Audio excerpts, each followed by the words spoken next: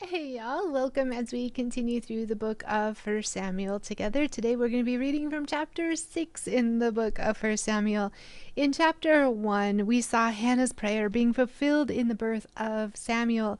In chapter 2, Hannah prayed prophetically, and Samuel was placed in the tabernacle to serve the Lord. In chapter 3, Samuel learned to hear God's voice. And in chapter 4, the Israelites went to war against the Philistines, and they lost the Ark of the Covenant. And God's judgment on Eli and his family was fulfilled. The chapter ended with the birth of Ichabod, whose name means the glory has departed from Israel. In chapter 5, the Philistines moved the captured ark from city to city like a very hot potato. In each city, the people felt God's heavy hand against them, and in response, they cried out for the ark to be sent away from them. The previous chapter ended with those who didn't die but were afflicted with tumors, crying out from the town so vastly that their cries reached the heavens. Even in their anguish, they still refused to admit that Jehovah God had vindicated himself before them and had humiliated their very false, fake, useless god Dagon, which was nothing but a useless statue. Still wanting to try to save face, the leaders of the cities tried to figure out how to send the Ark of the Lord back to Israel without directly involving any of them or their people. And we're about to see how they do that here in chapter 6. We'll go ahead and start in verse 1. The ark of the Lord remained in Philistine territory 7 months in all. Then the Philistines called in their priests and diviners and asked them, "What should we do about the ark of the Lord? Tell us how to return it to its own country." "Send the ark of the God of Israel back with a gift," they were told. "Send a guilt offering so the plague will stop. Then if you are healed, you will know it was his hand that caused the plague." "What sort of guilt offering should we send?" they asked. And they were told, "Since the plague has struck both you and your 5 rulers, make 5 gold tumors and 5 gold rats, just like those that have ravaged your land. Make these things to show honor to the God of Israel. Perhaps then he will stop afflicting you, your gods, and your land. Don't be stubborn and rebellious as Pharaoh and the Egyptians were.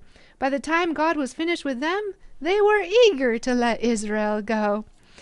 After 7 months of tossing and parading the ark from city to city, the Philistines summoned the priests and diviners to find out how on earth they could take the ark of the covenant and get it back to Israel. They have witnessed the power of God, and rather than repent and surrender to him, they want him out of their cities.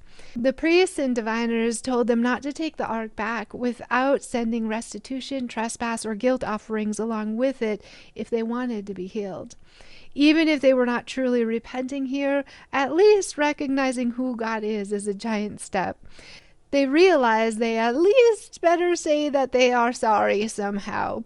They elected to send 5 golden tumors and 5 golden mice to represent the plagues that they were currently enduring from the Lord. It's a very odd offering indeed, and it is a very odd way to show honor to God, but it is all that they know to do. The Philistines recognized the power of God to bring their afflictions on them. The priests even reminded the Philistines what happened to the Egyptians when they hardened their hearts and were stubborn against the Lord. Their afflictions continually grew worse and worse, and they were eventually eager to get the Israelites out of their land, just like the Philistines are now eager to get the ark of the Lord out of theirs. We'll continue in verse 7. "Now build a cart and find 2 cows that have just given birth to calves. Make sure the cows have never been yoked to a cart. Hitch the cows to the cart, but shut their calves away from them in a pen. Put the ark of the Lord on the cart, and beside it place a chest containing the gold rats and gold tumors that you are sending as a guilt offering. Then let the cows go wherever they want. If they cross the border of our land and go to Beth Shemesh, we will know it was the Lord who brought this great disaster upon us. If they don't, we'll know that it was not his hand that caused the plague. It came simply by chance." So these instructions were carried out. 2 cows were hitched to the cart, and their newborn calves were shut up in a pen. Then the ark of the Lord and the chest containing the gold rats and gold tumors were placed on the cart, and sure enough, without veering off in either direction, the cows went straight along the road toward Beth Shemesh, lowing as they went. The Philistine rulers followed them as far as the border of Beth Shemesh. The supposedly wise Philistine men came up with a scheme to try to test God one last time. If Jehovah God, represented by this ark, was indeed the one and only true and living God, then let him take the ark back where it belonged. They devised a plan that would essentially absolve them of any responsibility or blame. They built a new cart, and they got 2 milk cows that had never been yoked for working. They packed the cart, hitched the cows, and sent them off waiting to see which direction they would go. If the cows went towards Israel, it was indeed the Lord of Israel who had caused their afflictions. If the cows did not move at all and returned to their calves or went any other way, then they would presume that the afflictions came by mere chance, proving that God truly was not in control and that the Philistines had nothing to fear. The most natural thing to do for these cows would be to return to their newborn calves. If they did, the Philistines could reclaim their gold, which is what they were actually really truly counting on in this little scheme of theirs. The Philistines did what they were told, and the cows went straight to Israel without straying to the right or to the left. The Philistines had totally, completely misjudged the power and the sovereignty of the one and only true and living God. The Philistines didn't know the true and living God, but the cows did. The cows knew their Creator, and they obeyed their Creator. They obeyed the Lord, and they went straight to Beth Shemesh. Beth Shemesh was actually a Levitical city, and the name means house of sun. The priest there would be able to take the ark in. We'll continue in verse 13. The people of Beth Shemesh were harvesting wheat in the valley, and when they saw the ark, they were overjoyed. The cart came into the field of a man named Joshua and stopped beside a large rock. So the people broke up the wood of the cart for a fire and killed the cows and sacrificed them to the Lord as a burnt offering. Several men of the tribe of Levi lifted the ark of the Lord and the chest containing the gold rats and gold tumors from the cart and placed them on the large rock. Many sacrifices and burnt offerings were offered to the Lord that day by the people of Beth Shemesh. The 5 Philistine rulers watched all this and then returned to Ekron that same day.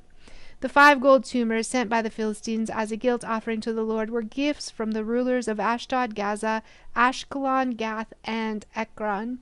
The 5 gold rats represented the 5 Philistine towns and their surrounding villages, which were controlled by the 5 rulers. The large rock at Beth Shemesh, where they set the ark of the Lord, still stands in the field of Joshua as a witness to what happened there. The people of Beth Shemesh were in the fields harvesting their wheat crops when they saw that ark approaching in the cart, being guided by the hand of God himself. They were overjoyed to see the return of the ark, representing the presence of God. The cart stopped near this large rock, and the people of Beth Shemesh immediately offered burnt offerings in worship to the Lord. The Philistine rulers saw the very obvious answer, and that it was indeed the Lord himself who was bringing their afflictions due to their rebellion against him. They then returned to Ekron. The Lord had done what Dagon could never, ever do. He guided his cows, he kept their attention on the road, and he led them directly to the priestly city of Beth Shemesh. And we'll continue in verse 19. But the Lord killed 70 men from Beth Shemesh because they looked into the ark of the Lord, and the people mourned greatly because of what the Lord had done. Who is able to stand in the presence of the Lord, this holy God? They cried out. Where can we send the ark from here? So they sent messengers to the people at Kiriath Jearim and told them, the Philistines have returned the ark of the Lord. Come here and get it. The Lord struck down the men of Beth Shemesh because they looked inside the ark. The ark was not supposed to be seen by anyone except for the high priest, so they should have covered it right away. They showed no respect and they showed no holy reverence for the ark of the Lord. The ark of the covenant represents the very presence of the Lord with his people and the rule of the Lord over his people. The Lord is worthy of all, and he deserves and demands respect, reverence, and awe. God's message was to not repeat the mistakes of their past. We are not to take the holy presence of God lightly. He is God.